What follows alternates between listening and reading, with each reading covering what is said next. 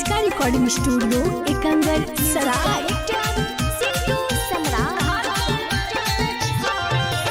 होते बिया हवा चल जाइनी चार चक्का चढ़ के छौड़ी एगे होते बिया हवा चल जाइनी चार चक्का चढ़ के छौड़ी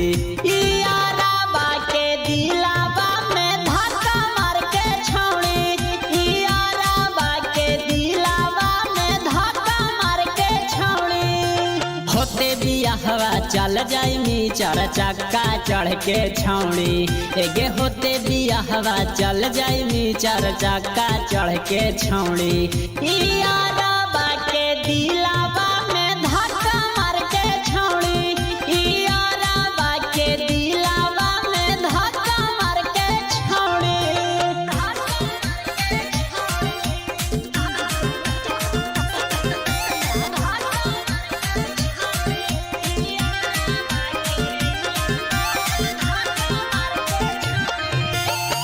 अपने तपियावा जोरे मनई में सोहागरा तगे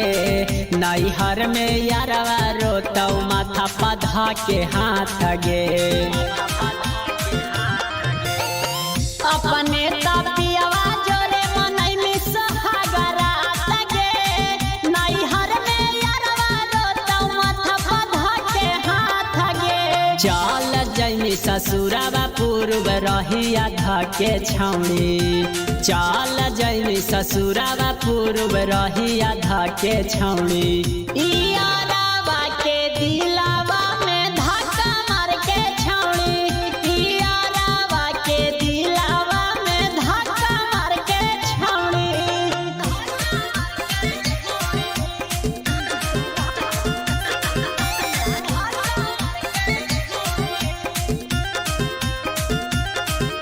इसका रिकॉर्डिंग स्टूडियो एकंगर सराय। मंगिया में भरले मी भखरा से नूरावा पियावा के गमछी में जोड़ले मिया चरवा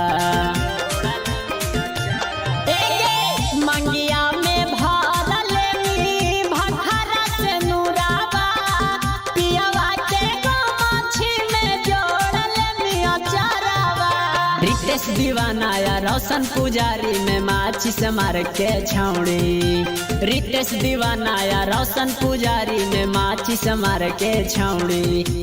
यारा बाके दिलावा में धक्का मार के छौड़ी यारा बाके दिलावा में धक्का मार के छौड़ी। इसका रिकॉर्डिंग स्टूडियो एकंगर सराय।